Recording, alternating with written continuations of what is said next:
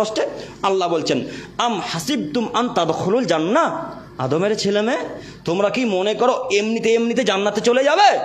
কোরআন মাজিদের আয়াত, গল্প নয়।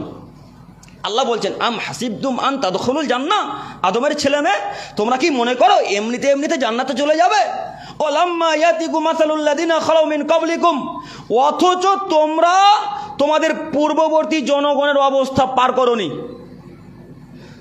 তোমরা তোমাদের পূর্ববর্তী জনগণের অবস্থা পার করনি, মানে তোমাদের পূর্বে যে দল বল এসেছিল, তোমাদের পূর্বে যে জাতি এসেছিল, তোমাদের পূর্বে যে কওম এসেছিল, তাদের মতো অবস্থা তোমরা পার করনি।